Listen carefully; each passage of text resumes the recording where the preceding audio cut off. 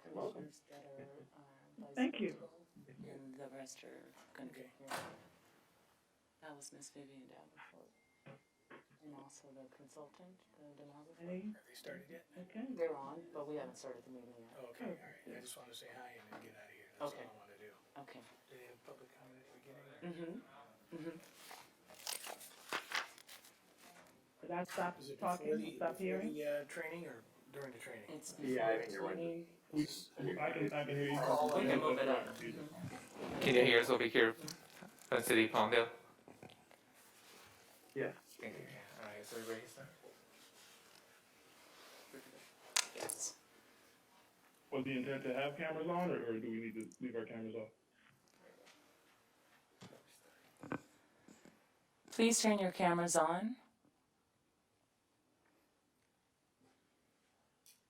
Oh, it says the host has stopped the camera sharing. We can't turn them on. At least Okay. I can't. One moment. Okay. Yes, same on my end. Mine too, everybody, okay, my paper. Oh my God. I was trying not to be stressed before the meeting, but just trying to get in. Okay. All right. I guess it's selected so people can have their videos off.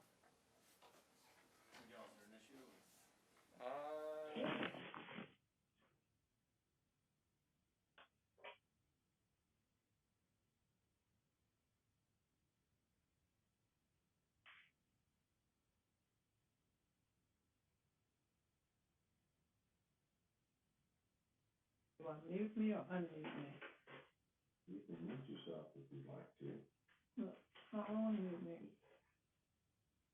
It's right now, it says mute and these two little dots over here. Okay. Mute yourself, mute yourself when you want to talk. Just have to remember to mute.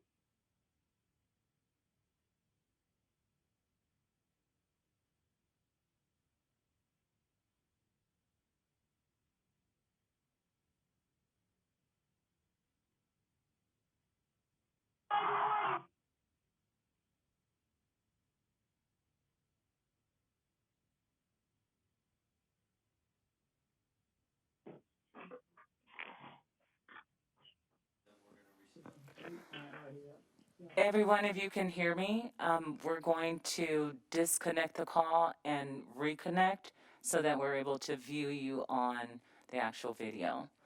So it'll be just a brief pause. If you can hang up and we'll all dial back in. Give us like 2 minutes, please. Or we can just connect using the same link that was sent out? It'll be Yes. a different meeting, I think. Yes, if we could actually start at maybe 5:35, that'll give us just a couple minutes just to resync all of the callers. All right, thank you. Okay, Thank you for your patience. thank you. Goodbye.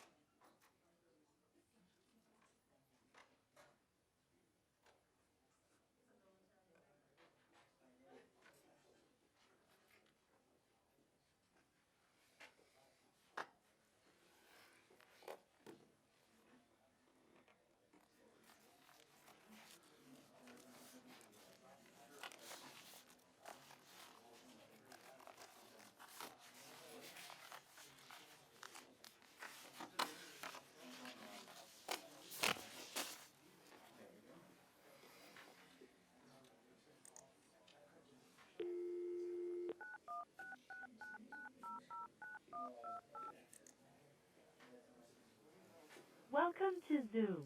Enter your meeting ID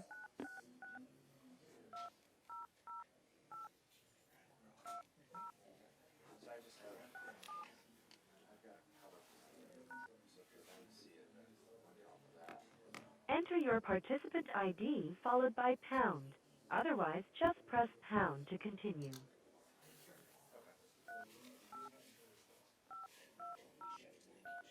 Please enter the meeting passcode followed by pound.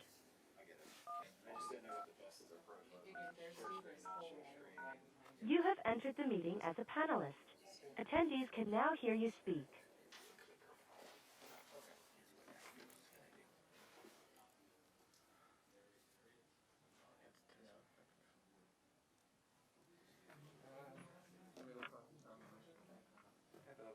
Hello.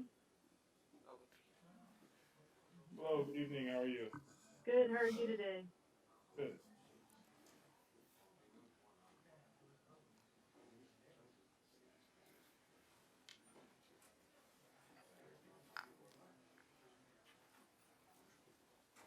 I think he's gonna be okay, he's just talking to her to make sure they get the screen synced. We've got the dividers, it's okay.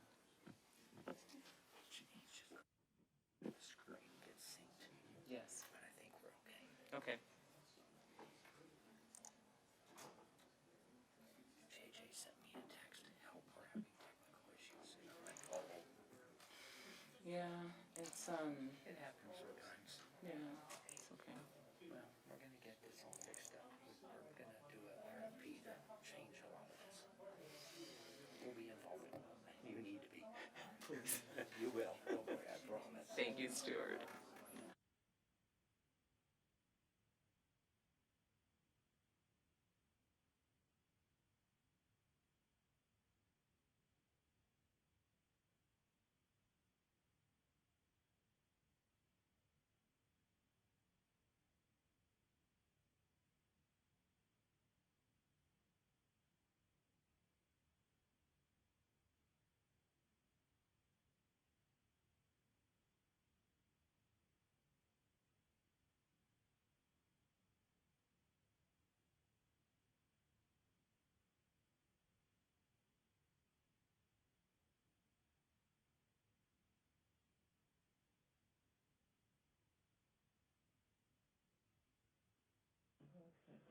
Wow.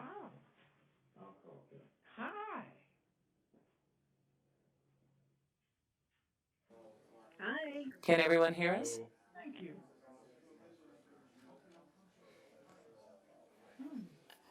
There we go.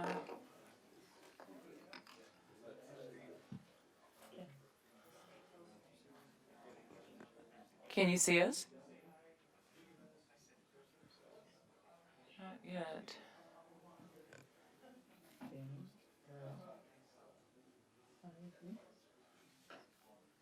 Can you hear us now? Yes. I can hear you. Awesome. Mr. Thedford, are you able to hear us? yes, I can hear you just fine. And how about Miss Thornton? Yes, I can hear you clearly. And Sydney, I'm guessing you can hear me because you're smiling. Yes, I can. Okay, great. Wow. All right. Yes.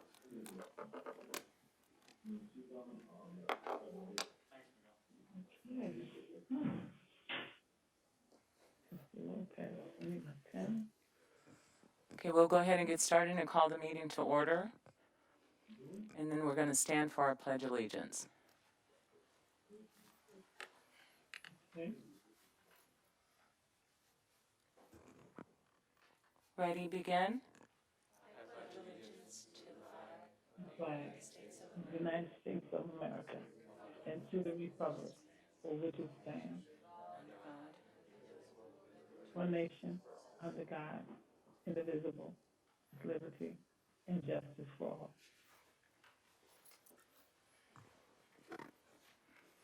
Okay, I'm all ready. Roll call. Commissioner Andre. Commissioner Butler is absent. Commissioner Coulson. Commissioner Davenport. She's absent. Here. Oh, Oh, there you are. no, there's somebody else named Devin, but that wasn't me. Commissioner Harris. Present. Commissioner Ortega. Commissioner Riley? Commissioner Reyna? Commissioner Sadler? Commissioner Thedford? Unmute your microphone, please. Excuse me, present. Thank you. And Commissioner Thornton? Here. Thank you. Next on the agenda is our election of officers.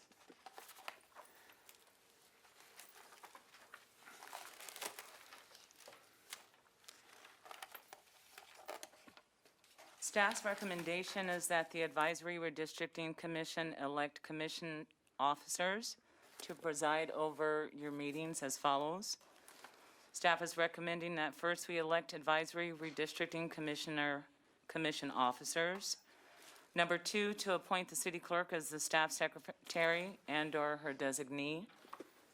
And 3, to adopt resolution number ARC 2021-001, a resolution of the Advisory Redistricting Commission of the City of Palmdale for the election of officers.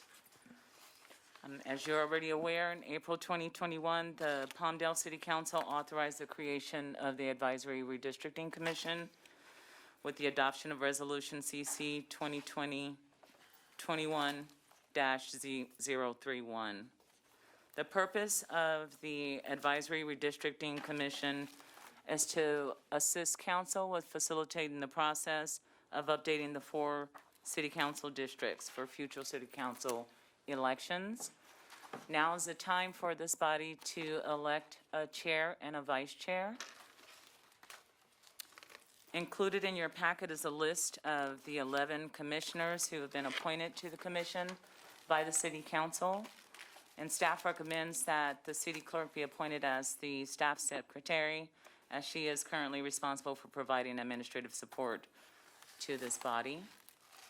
And with that, we will need a nomination for a chair, and then we'll also need a second to the nomination.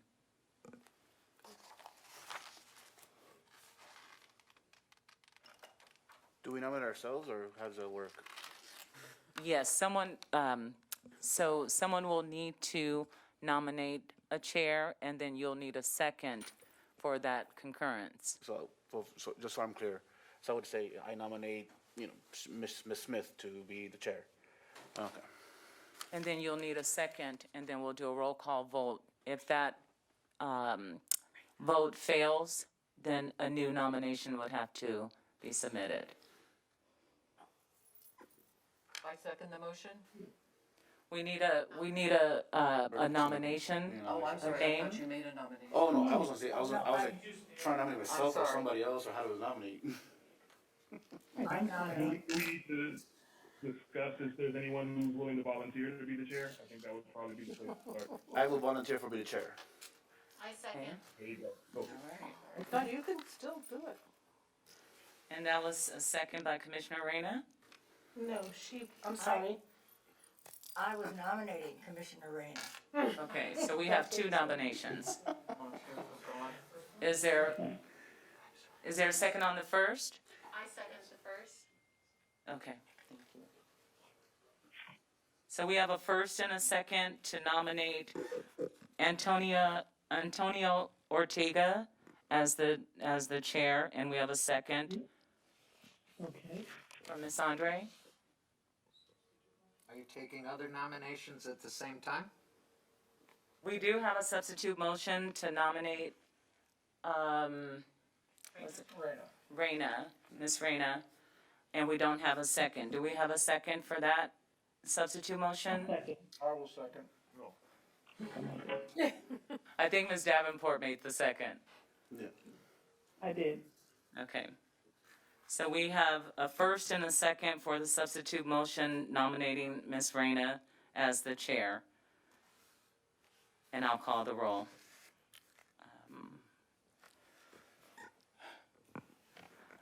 Commissioner Riley? I apologize. I've been trying to pay attention. I'm not sure what we're voting on right now. Is it Rayna. one or two of the candidates, or? We're voting for the election of the officers. We need a chair and we need a vice chair. We have two motions. We have one motion and a second, but we also have a substitute motion and a second. And we were going to take a roll call right now. So the substitute motion was for Ms. Suzanne Reyna to be the chair, and the second was by Davenport? Commissioner Davenport, and we were going to call the roll on that. So, can I make a statement? Antonio, Yes. chair, vice chair?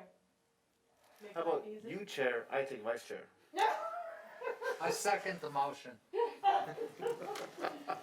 Make life simple for our board, that's fine. Yeah, I'm good My either way, question is- as long as we are in agreement that if you're okay with chair, I will take vice chair. So moved. Wait a minute. I need some clarity. Thank you. So there was an additional substitute motion for Ms. Reyna to be the chair and Mr. Ortega to be the vice chair. Mm-hmm. No, I'm Second. not gonna second that. Second. Oh, okay. We have Sorry a about first that. and I a thought it was second. somebody else's, and I I'll made it second. third.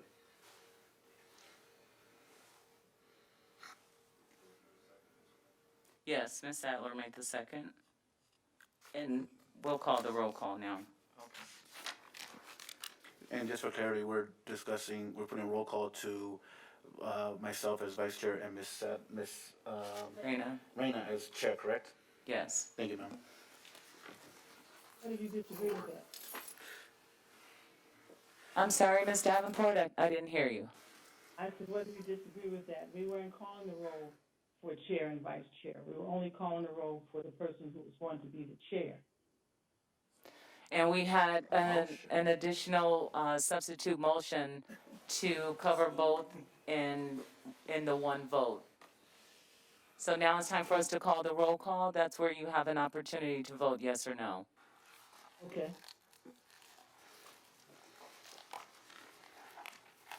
I'm ready. Okay, give me just a second. I don't have all your names memorized yet, so I've got to read them from my list until I get used to you all. Commissioner Andre? Yes. Commissioner Butler? Absent. Commissioner Coulson? Aye. Commissioner Davenport? No. Commissioner Harris? Aye. Commissioner Ortega? Aye. Commissioner Riley? Aye. Commissioner Reyna? Aye. Commissioner Sadler? Aye. Commissioner Thetford? Aye. And Commissioner Thornton? Aye. The motion carries. So we have a new chair and vice chair. Item number 5 is the administration of the oath of office. And we're going to all do this together since we're such a large group.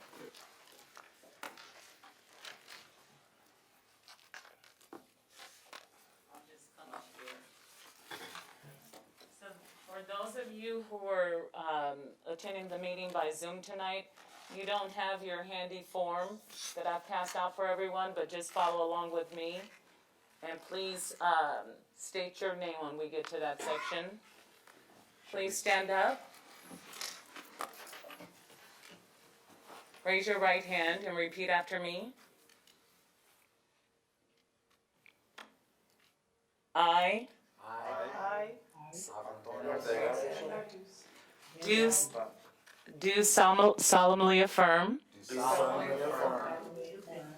that I will support and defend the Constitution That I will support and defend the Constitution of the United States of the United States and the Constitution of the State of California and the Constitution of the State of California against all enemies, against all enemies, foreign and domestic, foreign and domestic, and I will bear true faith and I will bear true faith and allegiance and allegiance to the Constitution of the United States to the Constitution of the United States and the Constitution of the State of California, and the Constitution of the State of California, that I take this obligation that I take this obligation freely freely without any mental reservation without any mental reservation or purpose of evasion, or purpose of evasion, and that I will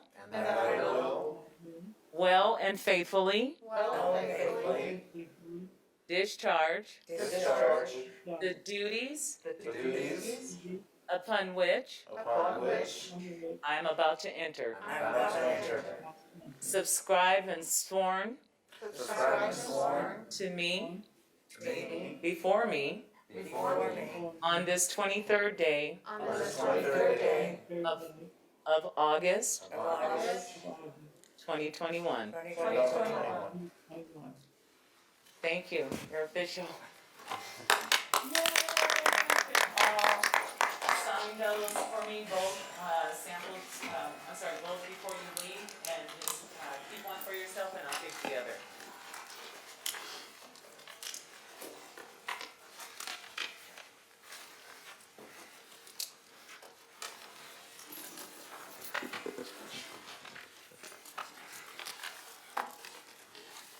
Can't think of how many times I've seen that. Now is the time for public participation for any person wishing to speak to the Advisory Redistricting Commission on matters listed or not listed on the agenda within the jurisdiction of the commission. If you're attending the meeting by phone, please press *9 to raise your hand.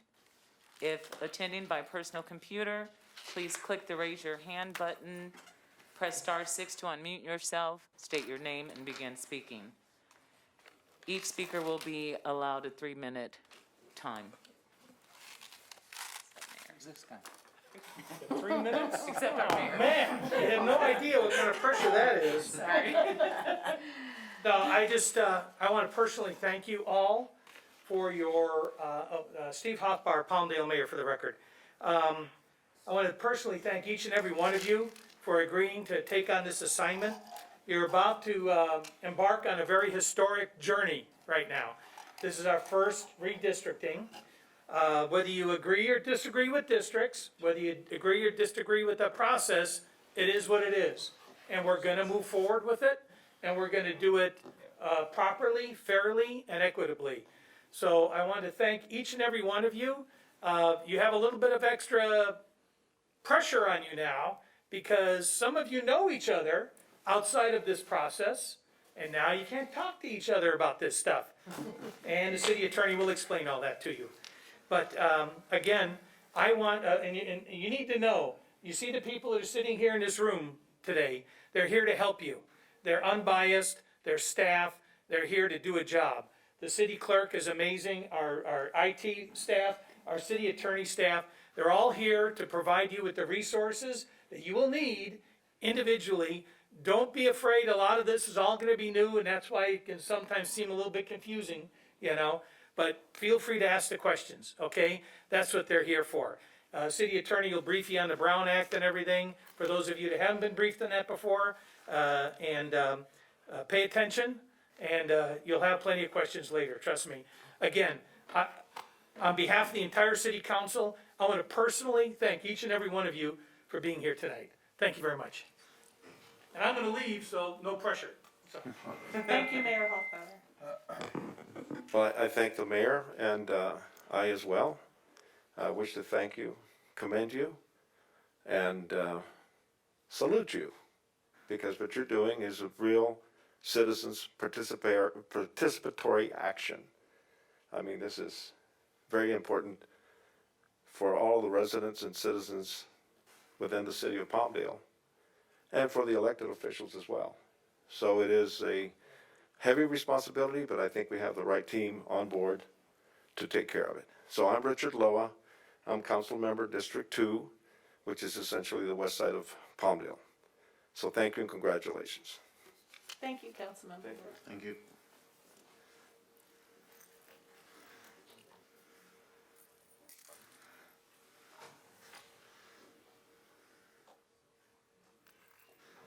Good evening, everyone. My name is JJ Murphy. I'm the city manager here in Palmdale. It's very nice to meet each of you, and I would echo both the mayor and Councilman Loa's comments. Thank you for volunteering to be part of a very important process. My role here is, as the city manager, is to make sure you're provided the answers you need, the tools you need. So tomorrow, with all your emails, Shanae will email each of you my personal contact information, my cell phone. So if you have any questions or problems, we have consultants that the city has hired to walk you through this process. Because I think if we ask everybody, has anybody been through this before? I'd be the first one to raise my hand as well, right? So we're gonna learn through the consultants the right way to do it. I have faith that you will learn, but if there's ever a time that you have a question that you're not getting answered, feel free, you can reach me on my cell phone or email, and Ms. Smith will send that out to you tomorrow. Okay? Good luck. Thank you much, Mr. Murphy.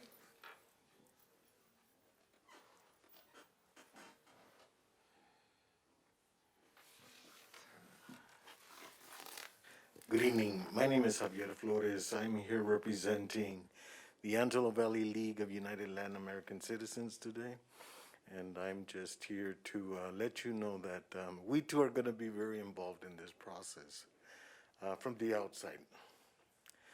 And as a little bit of a historic overview, in the year 2016, when the city first redistricted, we were very much involved with MALDEF in ensuring that the maps, especially the civil rights districts of the maps, were done the way they needed to be, the way they were supposed to be.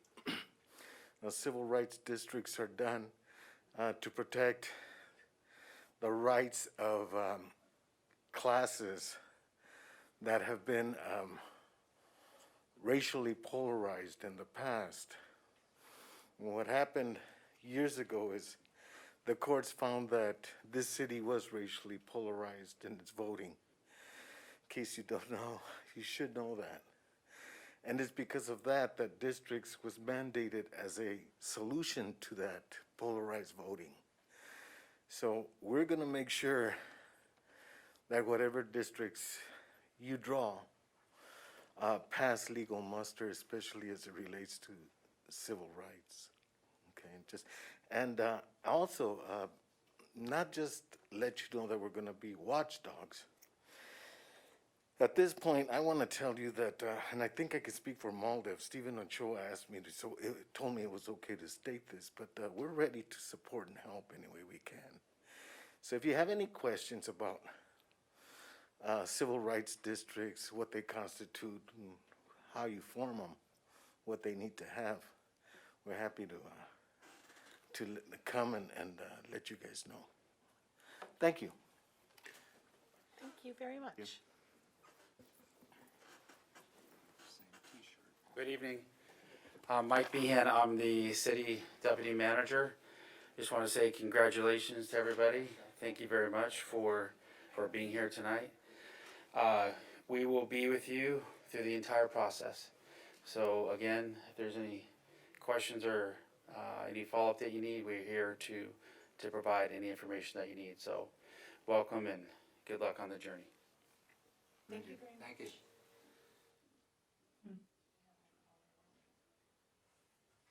We do have one attendee with their hands raised, Mr. Juan Carrillo. Councilmember Carrillo, are you there? Yes, can you hear me?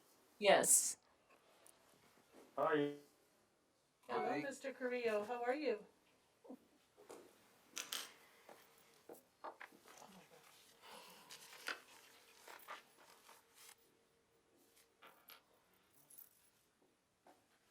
Juan, is still there? Participating in this process, which can be time consuming, and I just want to echo what our city manager, deputy assistant city manager said. They're here to provide you with the tools that you need. And if you have any questions, the consultants are there to guide you through the process. And I just want to commend you for taking the responsibilities that you are going to take from this moment on, because it's not going to be an easy task. It's going to take hours, it's going to take conversation amongst your. Just want to thank you again and remind you to be respectful, go through the process, and whatever tools you need that are missing, let us know. And our job is to make sure that you have those tools. And have a wonderful meeting. Thank you. Thank you, Councilmember Carrillo.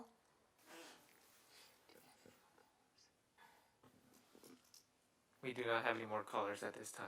Thank you.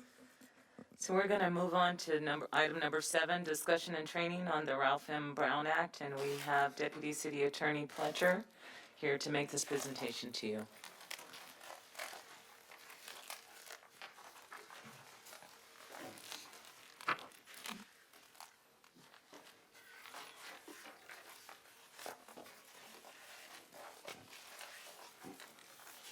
Good evening, members of the commission and commissioners joining us via Zoom. My name is Drew Pletcher. I'm a deputy city attorney for the city of Palmdale, and tonight I'll be going through the Ralph M. Brown Act with you all. And I want to, just before we begin, again reiterate what you've had our elected officials as well as our city manager and deputy city manager say, that we are a resource. I'm a resource to guide you through conducting these public meetings and conducting them according to the Brown Act, as we'll go through momentarily. So if you have any questions, feel free to reach out to my office. You can speak with me, speak with any of us on staff. We'll be happy to continue to guide you and answer any questions that you have.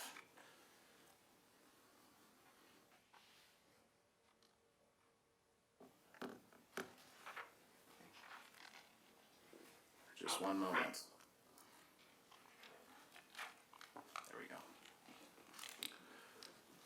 So what's before you tonight? The Brown Act has been around for, I believe, nearly 75 years. It's been a cornerstone of the idea of having open meetings in the state of California. It really stems from a time in which many public meetings and large decision-making was being done by cities behind closed doors. That fortunately was changed, as I mentioned, about 75 years ago. And what's in front of you, I won't go through it, but you can read it. It's words that have remained unchanged and steadfast and true this entire time. It is the intent of the law that their actions be taken openly and that their deliberations be conducted openly. The point of the law, just in short, is to ensure that the people's business is conducted in front of the people, not behind closed doors.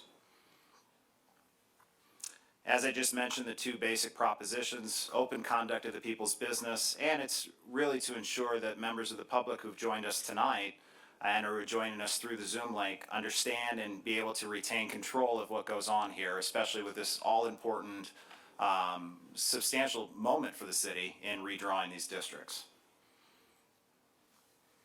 So who must comply with the Brown Act? As the mayor just said, I'll be speaking to you tonight about it, but the city council, certainly the city council, this commission, our other boards and commissions, you may be familiar with our planning commission, our public art commission, all commissions that have a state of permanency to them and have a long-term goal of executing an action on behalf of the city must comply with the Brown Act.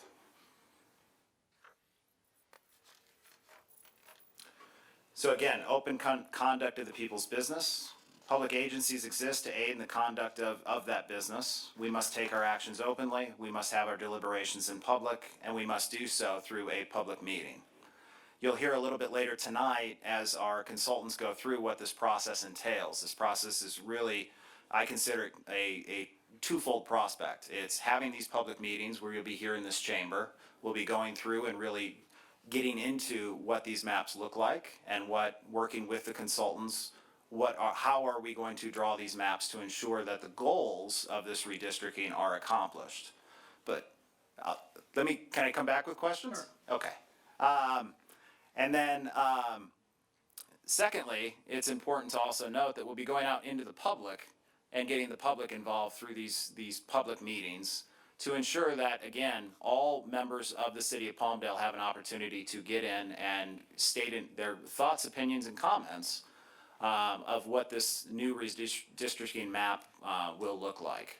It's very similar to, I don't know if you've been following along with our general plan update. Our GPAC committee has been a committee that's really met over the last 18 months to almost 2 years, I believe. And their purpose is, and staff has done a great job of going out into the community and soliciting feedback through just general public meetings. The goal is to do very much the same and make sure that all districts, all areas of Palmdale are heard from and given the opportunity to be heard from. Open meetings. Meeting is defined any gathering of a quorum at which business under the committee or commission's jurisdiction is discussed or transacted. There are 11 of you on this commission, so a quorum would be 7, actually I take that back, 6 individuals. Can't do my math correctly. I went to law school. We don't do math in law school. Rule against perpetuities. That's like day one. I think our city attorney would agree with me. There are exceptions, though, to this idea of a public meeting and a quorum. Exceptions to the Brown Act include individual contacts. You have to go out into the public, you have to live your life. Obviously, you probably are going to run into each other. I believe the mayor mentioned you may know each other. It really comes down to, yes, you can see each other individually, you can talk to the members of the public individually. It's just the idea of, are you discussing, hopefully not, our recommendation is not, you're not discussing what's being transacted in front of this body. You're talking about, anything else between the weather to the Dodgers or anything in between. Conferences, there may be times in which you'll maybe through a similar industry or be through this process. You'll be at a conference, an educational aspect. Again, you're there for a stated purpose, as long as you're not discussing what is being transacted in front of this body. That falls within that exception. Community meetings and meetings of other government agencies, you're obviously free to join us. Come to City Council, come to the Planning Commission, the Public Art Commission, any one of our numerous committee meetings, or within your own community, neighborhood councils. All those fall within the exception, again, so long as you're not discussing what's being transacted in front of the body, in front of this body. And finally, social and ceremonial events. Again, anything, birthdays, you're going to see each other outside of this process. As long as you keep the discussion away from redistricting, you'll be fine. Let's see here. So I'll talk about 2 of the larger pitfalls of what does it mean with a serial meeting, or how can you get a quorum without getting a quorum. And serial meetings, tragic meetings, they're a meeting that at one time may involve less than a majority, but eventually involves a majority. There are 2 aspects of these meetings called the hub and spoke and the daisy chain. The hub and spoke, you want to think of hub and spoke as like a simple wheel. You'll have one commissioner who will be the central part of that hub and spoke, and what they will do is they will individually call or contact each one of the commissioners till eventually you've talked to 6 or more and you have a quorum. A daisy chain is, think of it like an old classic game of telephone, is where one commissioner will call the second commissioner, who will call a third commissioner, and so on, right down the chain until, again, a majority of this body has discussed whatever that first individual commissioner has talked about. So you can have a quorum, you can have a meeting without necessarily being in the same room at once. These are just a couple ways and recommendations to not follow. And what to watch out for. Throughout this process, you certainly will have contact with staff, as I previously mentioned. You'll have contact between your commission members. You'll have contact with the public. The public will certainly want to know how this process works. You'll have general questions down to specific questions about, well, my district, how will it be drawn? How will it be made? And then certainly emails and social media. For those active on social media, that is I'll cover that in just a moment, of how you are to conduct yourself related to business of this commission on social media. But contact with staff, we'll take great care in the way that we approach you if we need to communicate issues with you. We will not be talking to you guys in a quorum. We won't hold anything more than 6. Traditionally, if I have a message or if any of the staff have messages, we'll typically see them in maybe 2 groups of 2s and 3s so that we fall outside of that quorum process. Contact with commission members, again, I think we covered that. Contact with the public, you're free to discuss with the public on your own individual basis and discuss your role on the commission and solicit the public's thoughts on what they think and what they believe. That's part of this process, and it's certainly understood that you'll be doing that. Throughout this process, you'll get emails from us. The key there, you may get emails from us or emails from the public. The key there is we should not be contacting you copying absolutely everybody on the commission, all individual emails, so you can do what the fateful reply all. We don't want you to reply all, because that means, again, you might as well just be sitting in this room talking, and we know how all those email chains can get when everybody pushes reply all.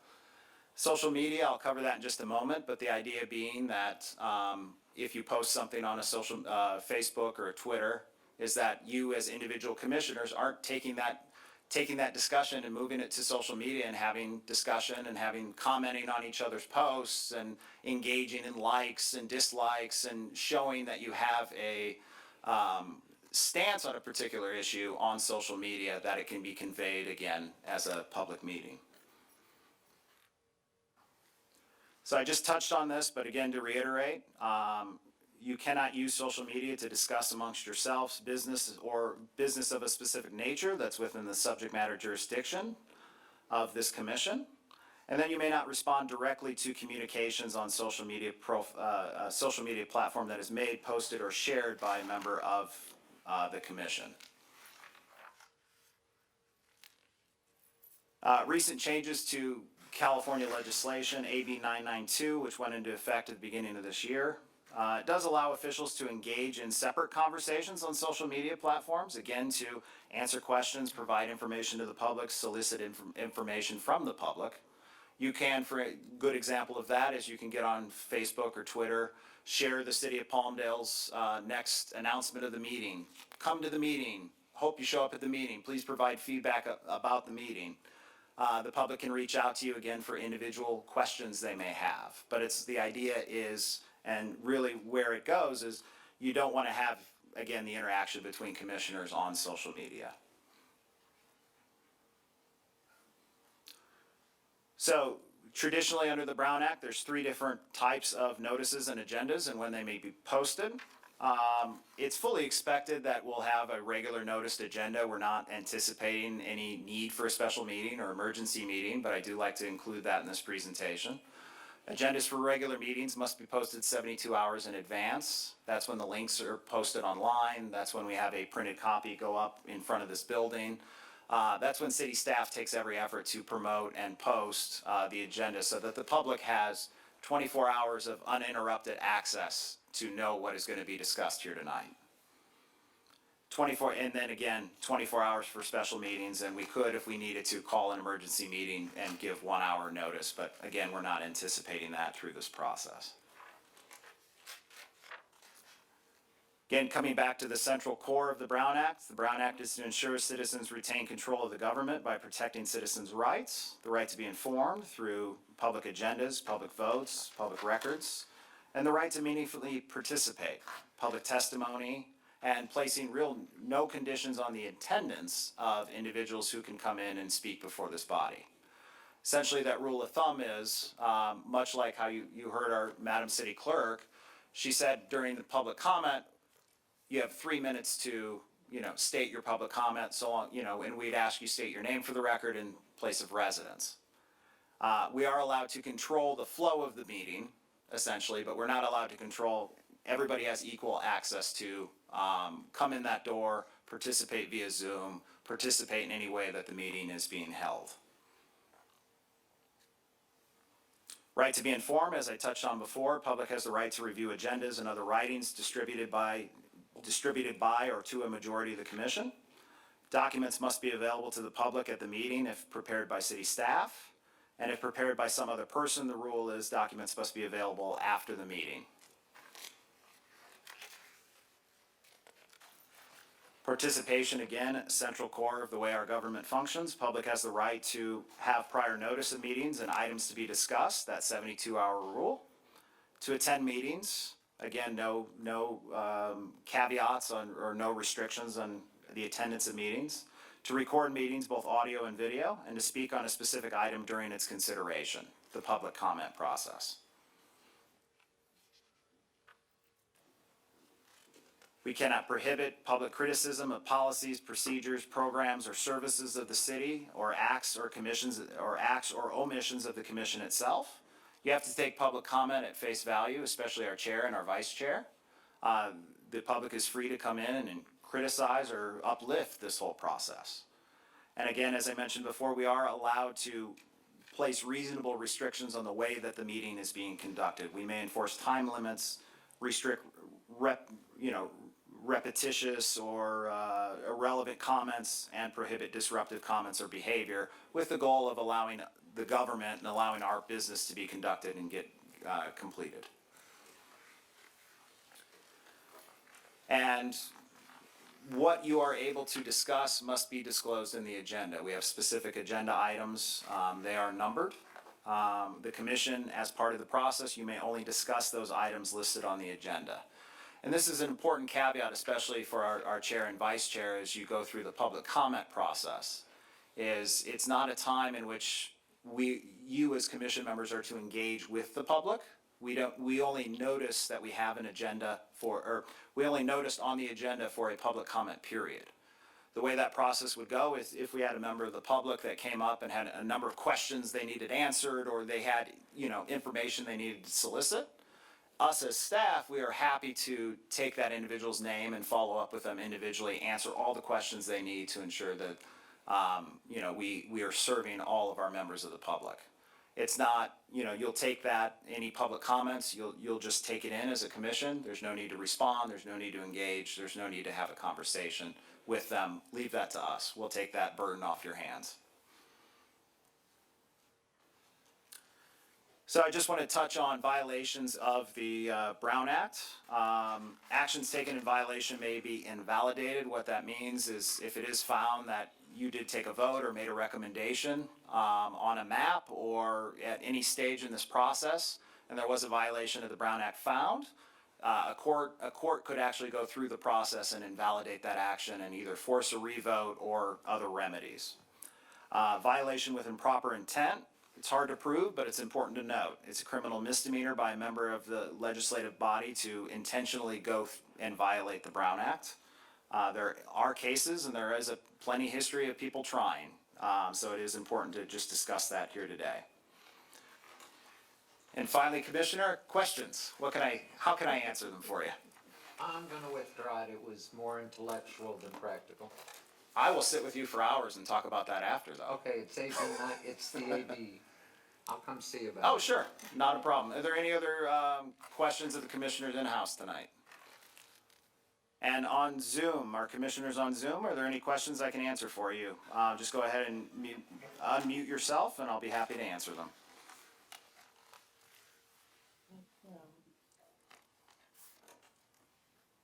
Okay, hearing none, again, my name is Drew Pletcher. I'm a deputy city attorney. If you have any questions at any point during this process, feel free to reach out individually, and then I'll be here attending these meetings as a guide, and then be able to hopefully course correct should we have any issues or any questions or concerns pop up. So thank you very much.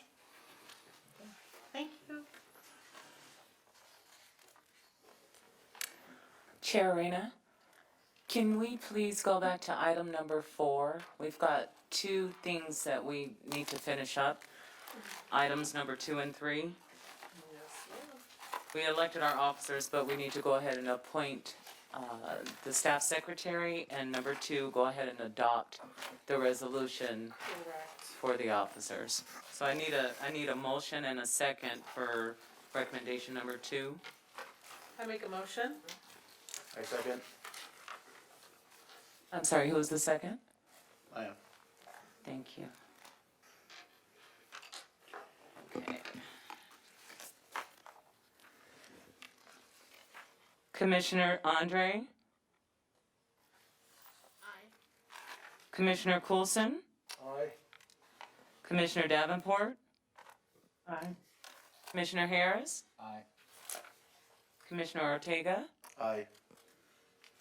Commissioner Riley? Aye. Commissioner Reyna? Aye. Commissioner Sadler? Aye. Commissioner Thedford? Aye.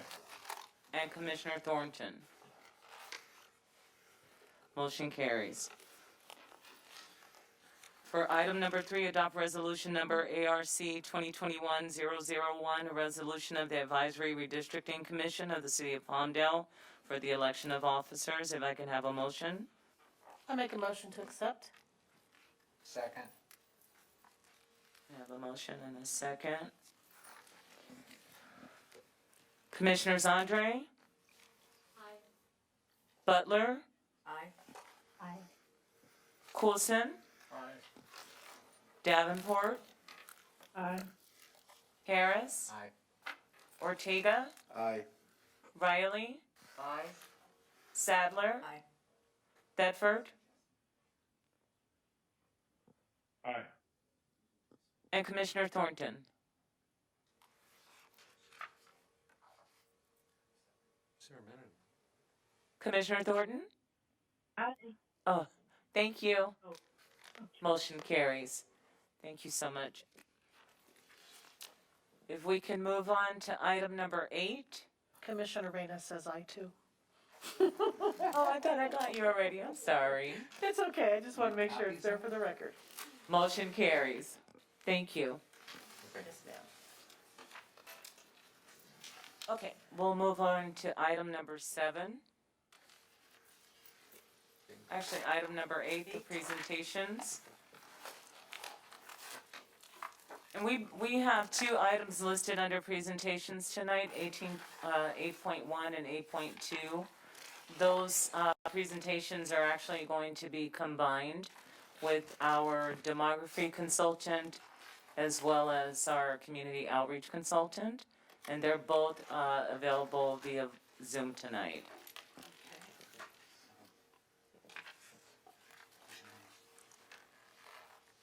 Go ahead. Can you hear us, Mr. Johnson? Yes. Yes. You ready? Yes. Everybody ready? Good. Yes, sir. Okay, I will share my screen for the presentation in just a moment, but I wanted to first say hello and introduce myself. I'm Doug Johnson. I'm president of National Demographics.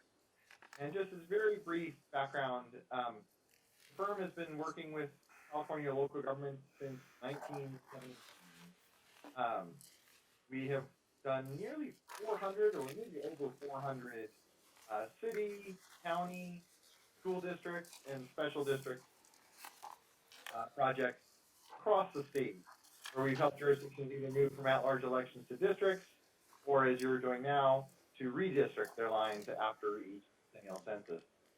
So it's a pleasure to be working with all of you and with Palmdale.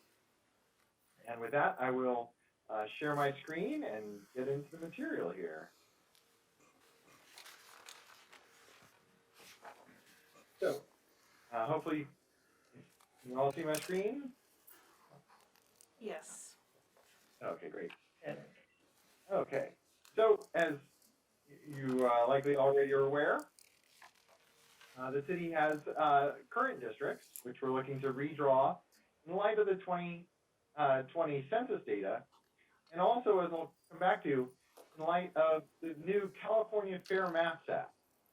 So this law just took effect in 2020, on January 1st of 2020, and it's a whole new list of fairly strict criteria about how the districts have to be redrawn.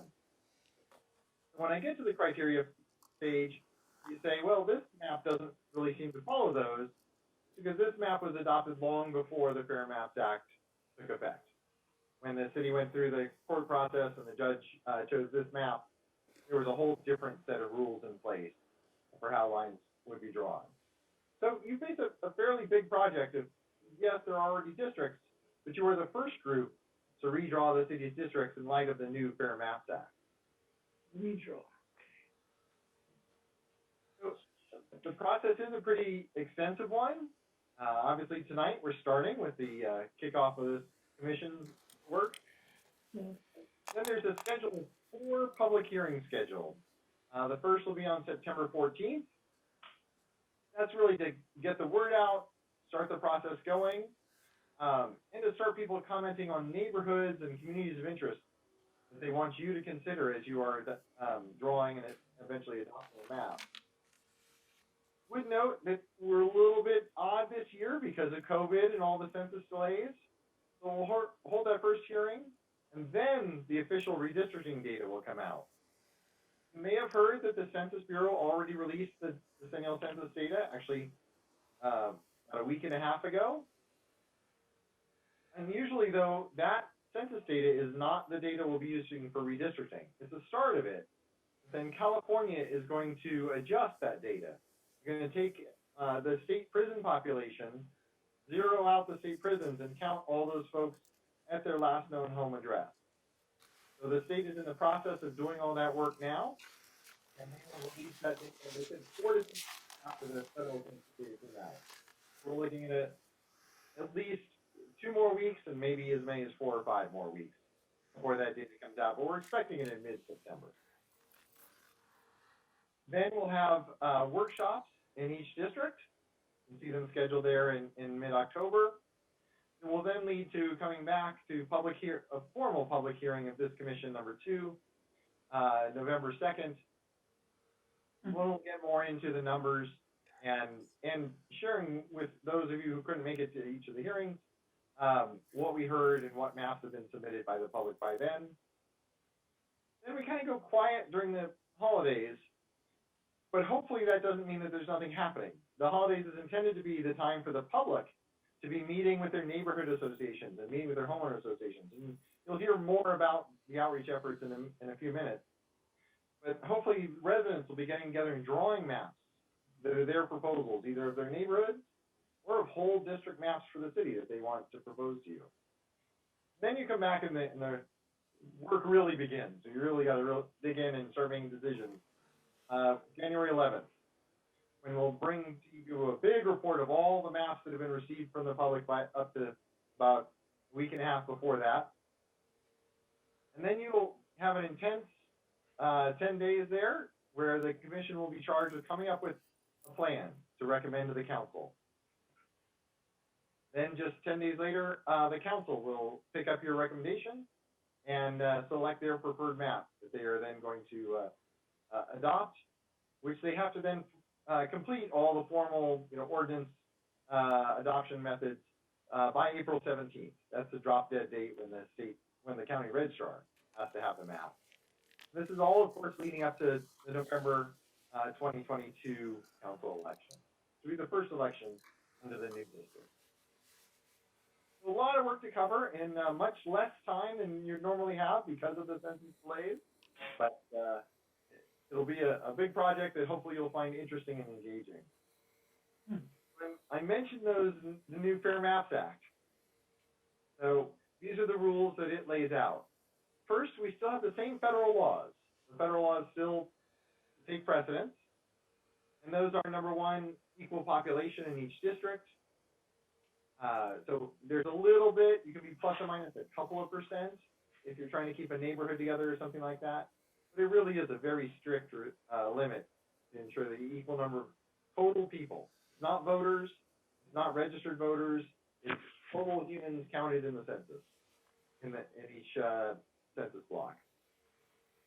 And the other federal laws are we have to comply with the Federal Voting Rights Act, which really at the heart of it says if there is a neighborhood or bordering neighborhoods that are heavily made up of what the law refers to as a protected class. So Latinos, African Americans, Asian Americans, or Native Americans. If there are neighborhoods that are heavily constituted of any one of those groups, we have to be sure not to divide those neighborhoods in a way that dilutes their voting strength. So, as I'll talk about in a moment, we want to keep all neighborhoods together, but in particular, neighborhoods that are particularly made up of one of those protected class populations and get federal protection. And we have to be sure not to divide those up. At the same time, we have to prevent racial gerrymandering. You can actually go too far. You'll see as you go through this process, we can map the estimated ethnicity of every city block. But when you're drawing lines, we still want to deal with areas as neighborhoods. We don't want to pick one block and then this block and kind of zigzag and around the district purely based on ethnicity. The race is an important factor, but it cannot be what the Supreme Court calls the predominant factor.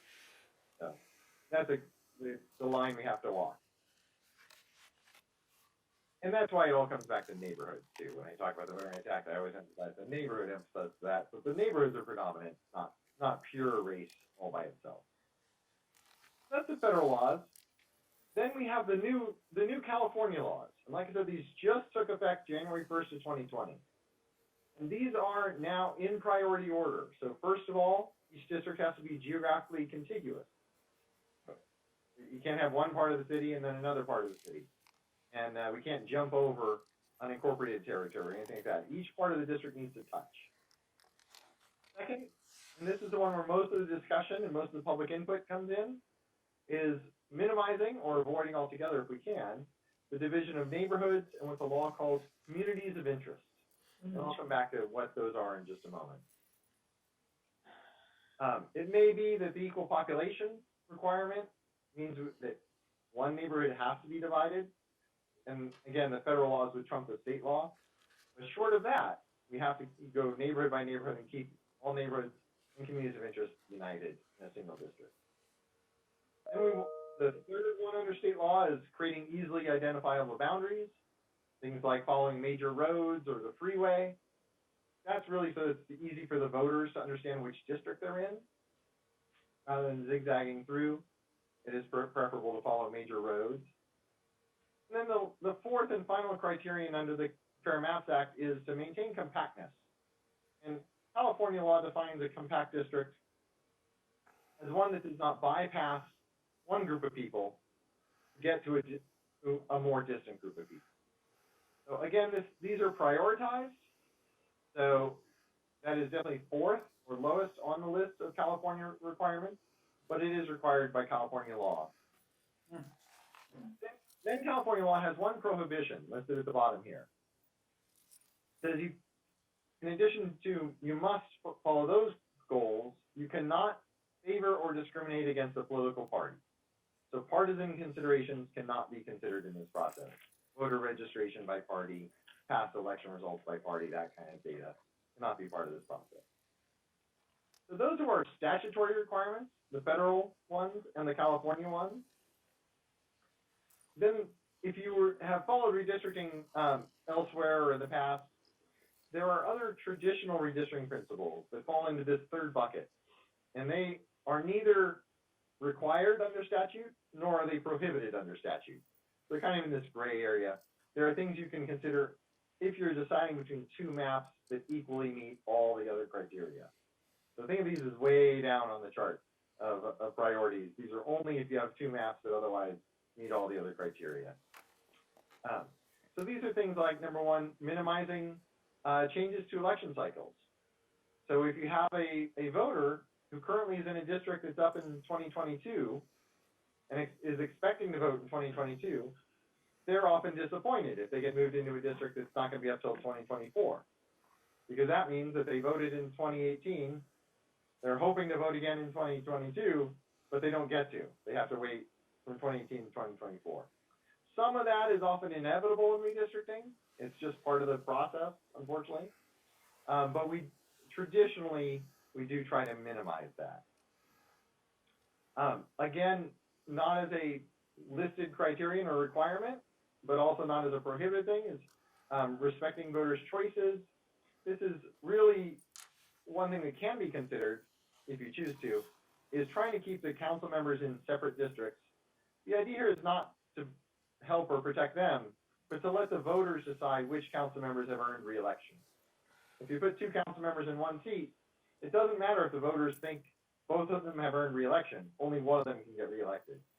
So that's one thing that falls into this third bucket, again, coming only after all the other statutory criteria have been met.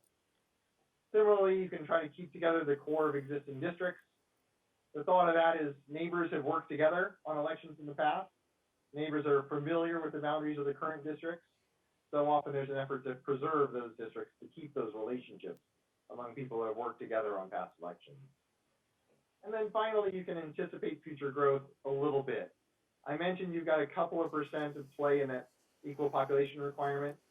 If you know one district is going to grow faster than the others over the next 10 years, you can underpopulate it by a couple of percent so that over time it stays a little closer to balance as it grows. Again, it's not something you have to do, but it's something you can consider after you've addressed all the statutory considerations. So a lot of rules and goals to follow. We'll obviously be here every step of the way to help remind you of these and answer any questions you have about them. Thank you so much, Do you want to Mr. come back to Johnson. that? I do want to come back to that neighborhoods and communities of interest rule and separate it really into two pieces. The first is defining a neighborhood. You know, what is it? And in all these things, we're talking about maps, so we need geographic boundaries. So, you know, these things could be anything. It could be natural dividing lines. You know, residents could define their neighborhood as being between major roads or between a river and a road or between hills. Whatever folks use to define their neighborhood is applicable. And if you don't get a lot of public testimony from an area, we can rely on planning, you know, specific plan areas, master plan development, any maps showing where single-family residents are versus multifamily residents, things like that can also be relied on to help define areas where you don't get public input. And then there's this fairly specific to redistricting term of communities of interest. The law defines a community of interest as a population, as you can see on the screen, that shares common social or economic interests that should be included within a single district for purposes of its effective and fair representation. So one thing that's clear is it cannot be, a community of interest cannot be people who say, I like my current council member, I want to keep that person. You can't define a community of interest based on an incumbent, a party, or a potential candidate. But it can be just about anything else. It can be a neighborhood that most people speak Spanish at home. It could be a neighborhood that is similarly, you know, relatively lower income. A neighborhood that's relatively more recent arrivals. You know, a blue collar working neighborhood that's next to a white collar area. Those might be different communities of interest. So whatever folks identify with and feel is something that ties them together and that relates to city policies and city decisions. Anything like that that is a geographic area can be a community of interest. So we ask folks to, when they testify and when they offer comments at your hearings, is to define their communities of interest.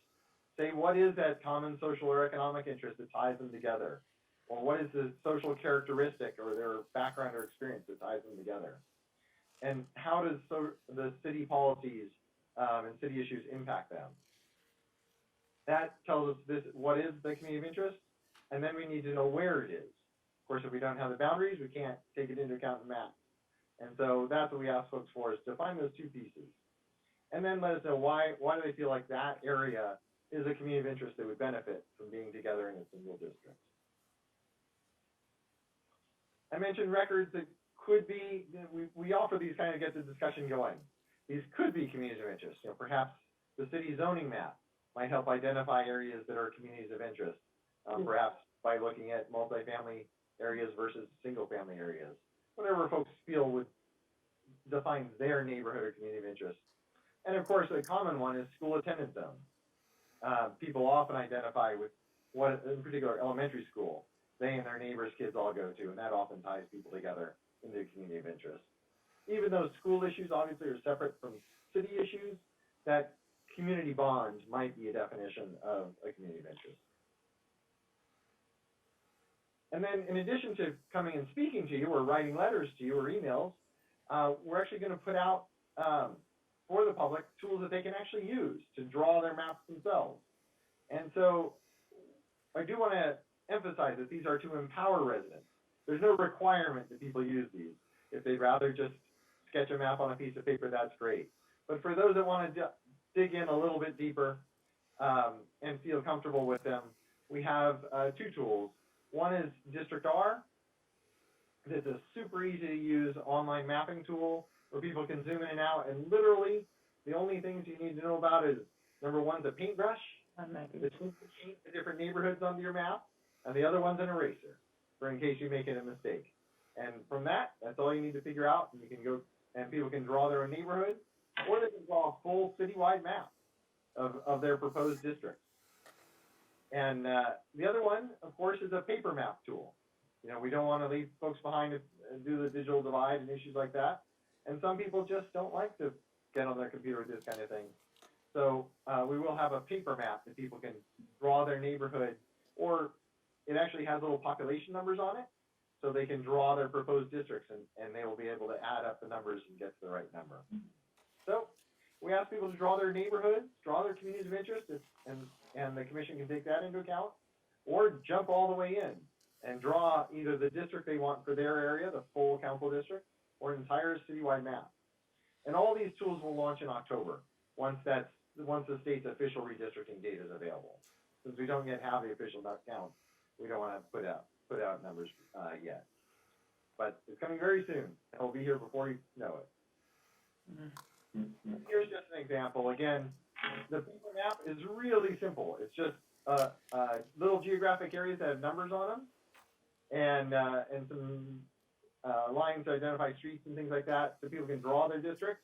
It's kind of fun. You end up with people, like, you can see their map and the side, and then we ask them for their name and phone, and they can mail it in, or actually the most common way nowadays is people just take a picture of it with their phone, and then email in the picture from their phone.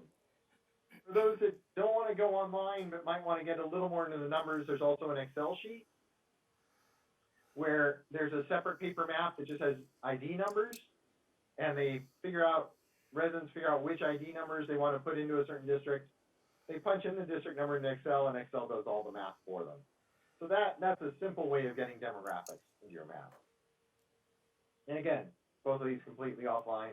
We always say, don't try to learn Excel in order to use this. It's not worth it. But more and more people do know Excel, and so they find it very handy. And then here's a screenshot of District R that I was mentioning. It literally is the finger that's used to drag the screen around so you can move around the city, a paintbrush, an eraser, and then a little magnifying glass that lets you examine and see how many people are in a given area. And you simply pick a color, draw in the neighborhood, and if you want to draw multiple neighborhoods, it will give you the option to add another second color. And that's literally all it is. If you can handle the paintbrush and the eraser, you can handle this tool. And again, these are empowerment tools. These are not requirements. No one has to use any of this. It's just for people that want to dive in and be able to get their hands into the numbers. Oops. So with that, I'm going to hand off to the Treppi Smith folks. Sydney, are you taking this one? Yes. Thank you, Doug. Thank you for a great presentation. Just to introduce myself, my name is Sydney, and I am with Treppi Smith, a communication and outreach firm that will be helping with Palmdale's outreach for redistricting. So just to give a brief overview of what we will be doing, we are hosting 4 public hearings through February, which is required by state law, as Doug mentioned during his presentation.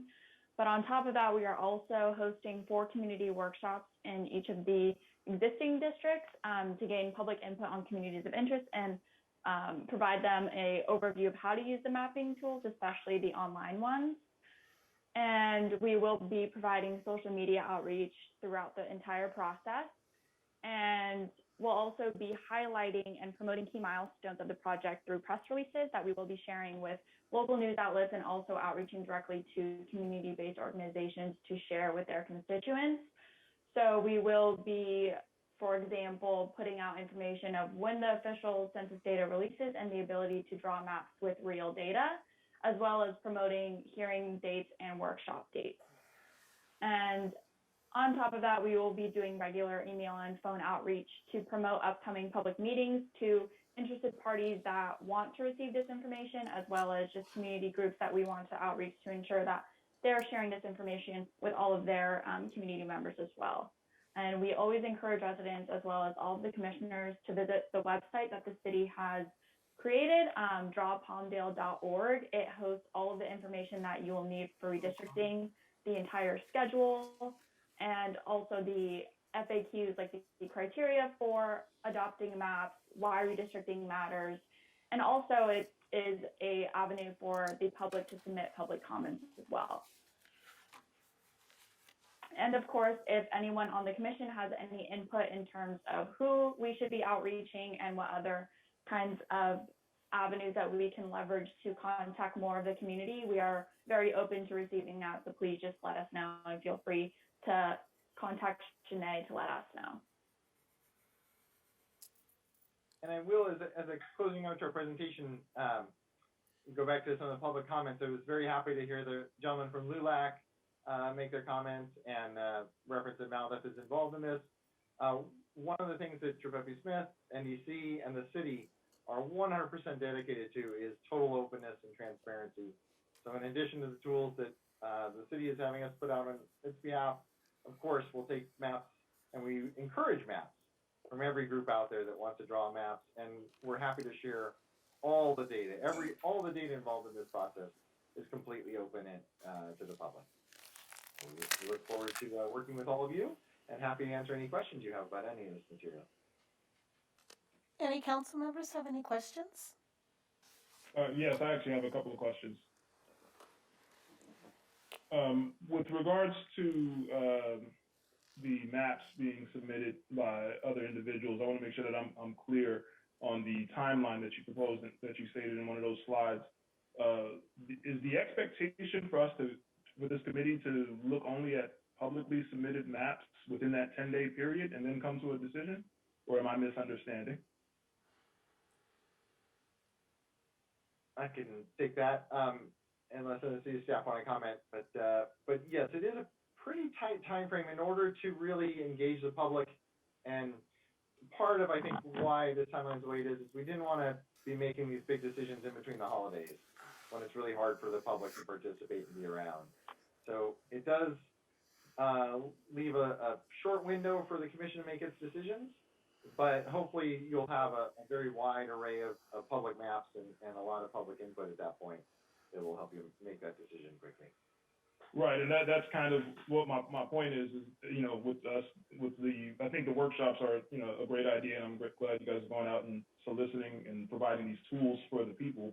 But sometimes, if obviously I've never been through this before, others have not. I mean, if we have, 2,000 maps that we receive through District R, and we've got this 10-day period, how is it?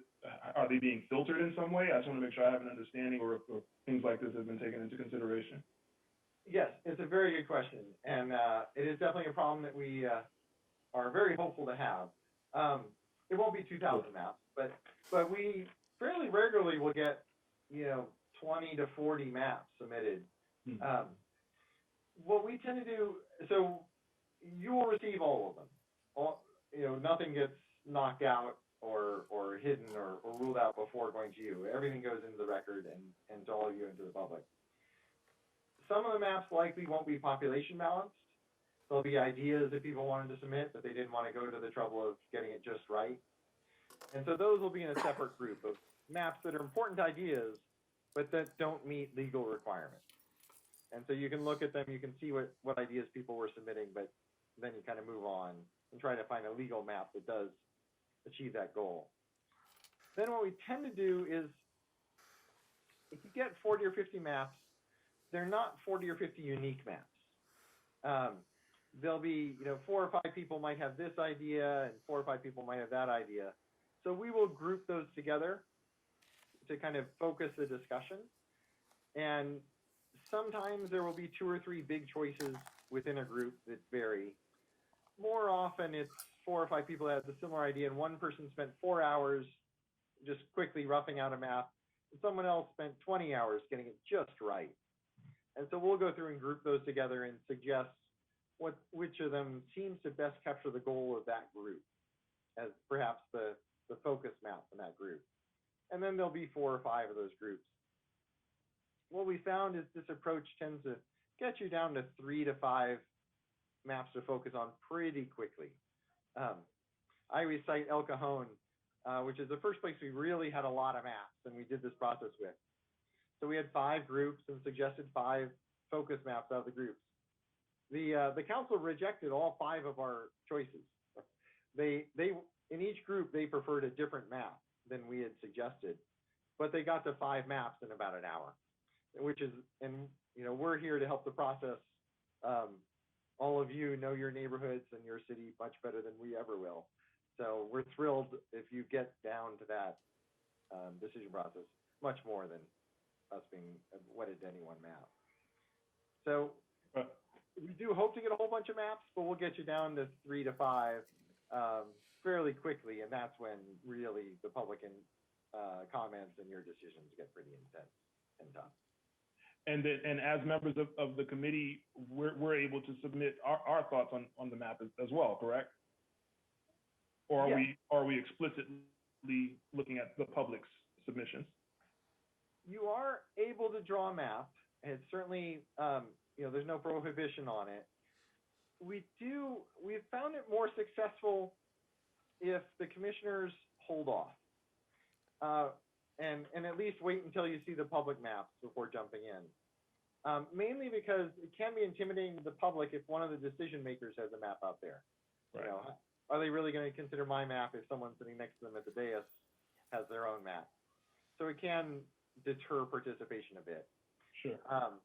You also have the advantage of once you see the public input, you can direct us to draw maps for you.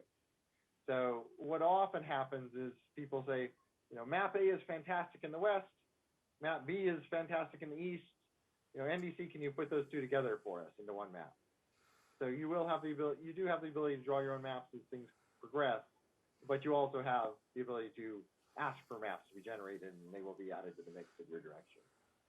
Okay. One more question, and I think this one's more directed towards Sydney with regards to the outreach for the workshops. Because that data is not coming out until mid-September, is there an anticipation that you're going to be promoting these workshops prior to that, or are you waiting until that 2 or 3 week window after the data is released to then start getting the information out to the public? Yes, so I believe the current plan right now is to have the workshops after the data. So we will be sharing that information and having the mapping tools available with real data come October. And the workshops are all scheduled to be within the October timeframe before Veterans Day and before Thanksgiving, so we don't run into that holiday, the holiday where people tend to disengage to celebrate the holidays. So we will be hosting it after the mapping tools with real data are available. But as far as the promotion of the workshops coming up, is that promotion not going to begin until the data is out, or will you be promoting it to the communities starting ASAP, letting them know that this is coming? Yeah, so we will be promoting it. It's also going to be posted on the website with all of the dates and public will also have the ability to look at the website, and we have also been doing outreach for the upcoming events already, making phone calls and emails to interested community groups. And I would add to that too, one of the things that we'll be asking all of you to do is to take the messages that are going out that Sydney and the team prepare and asking you to forward. You know, as the city attorney covered, you know, it's not good to engage in much back and forth substantive dialogue in your social media, given the Brown Act, but it's encouraged that you take the outreach materials and share them with your networks and say, hey, this is going on, this is important. Please come to this meeting and share this official meeting and share your thoughts of how you think we should do this. Yes, and so all of the flyers and content that we produce, we can also share with you to share with your constituents, as Doug just said. And we will also have the contact list that we already have, and we can provide that to you. And if you have any other constituents that you would like to add or know that have contacts that would be in the process and participate, that we see that as well. Excellent. Thank you both very much. Thank you. Do any of the other commissioners have any other questions? I have a question. I have questions for Doug. I had a question. I'm Yes? sorry, go ahead, Vivian. My question is that you already have, a line drawn in terms of the redistricting that's being suggested, correct? No, we're coming at this blank slate. Okay. Okay. Commissioner Thornton? Well, I had a question regarding the outreach and participation in the workshops and getting the word out. Earlier, I kind of heard something about, I guess, be careful when you're on social media. Are we required to set up, say, a separate email address or social media account that's not part of our personal social media account? How should we go about doing that so that we're not having any kind of, personal or conflict of interest as far as, friends, family, or public? Is that recommended, or how are we getting the word out and participation in the outreach programs? It's a good question, Commissioner. It's Drew Pletcher from the City Attorney's Office again. We certainly can't. It's been our custom and practice with commissioners. We haven't mandated or required a city email or a separate account.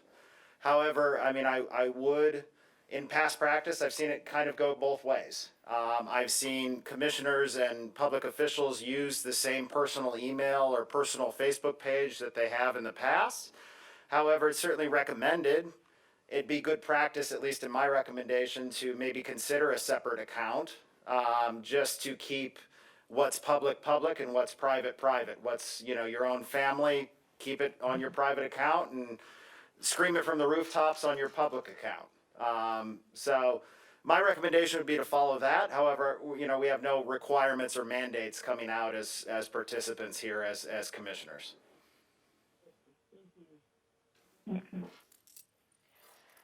If there's no other questions at this time, I'm going to recommend that we take maybe 5 minutes before we go through our bylaws. I just have one question regarding the outreach. We're saying we're doing one per district, correct? Are those going to be in the district themselves, or are they going to be here on the grounds, here in city buildings? I can answer that. Each workshop would be within the districts, so most of our park facilities is where we have the meetings scheduled. Thank you. And that information is available on the drawpalmdale.org. The schedule tab has all of that information. And if there's any changes, we will be updating it and making you aware of it. Okay, with that, I suggest we do, let's take 5 minutes, meet back here at 5 after for stretching. Does that sound good?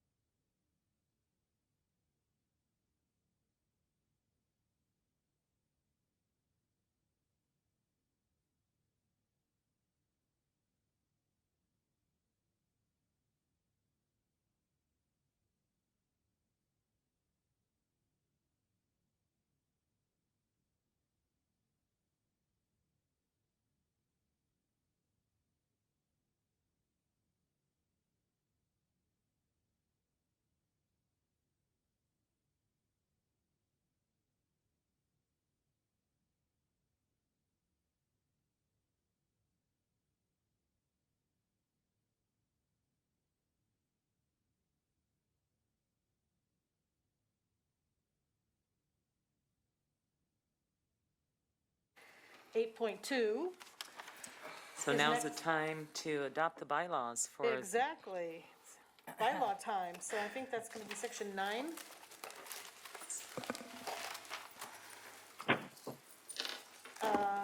Is there gonna be a reading?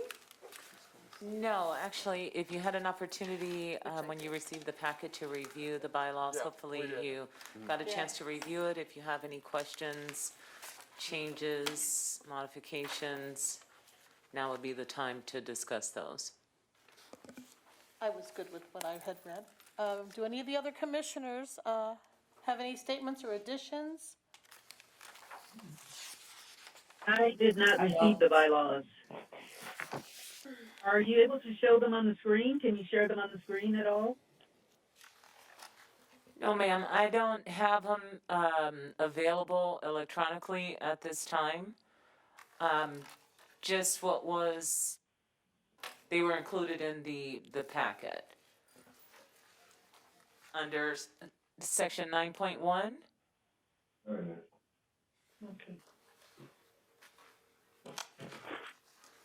Make sure I have them. Okay.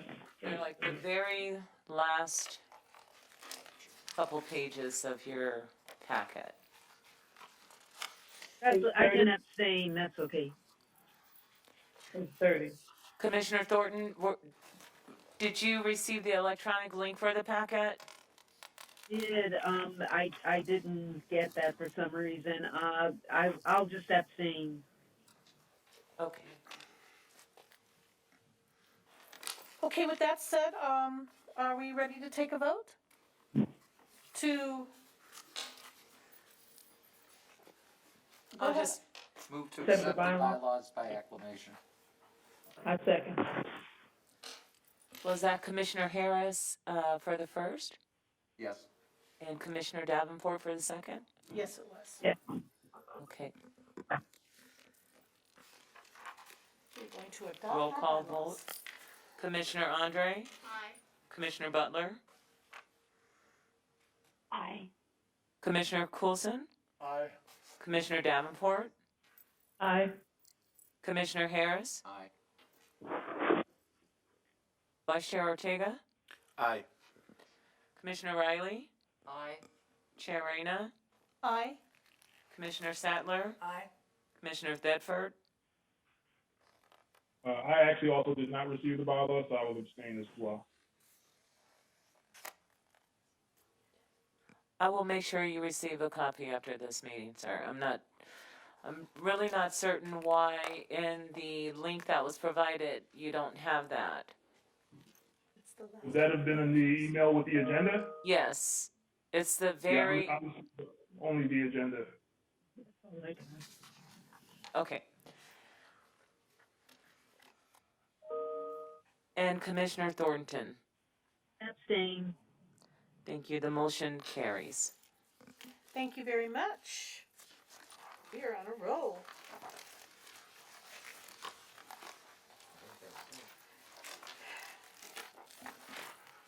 So much work.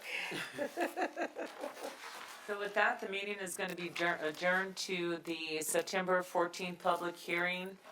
I believe we will start the meeting at 5:45. For this particular hearing, we have to agendize the public hearing at the exact time that we are going to discuss this item.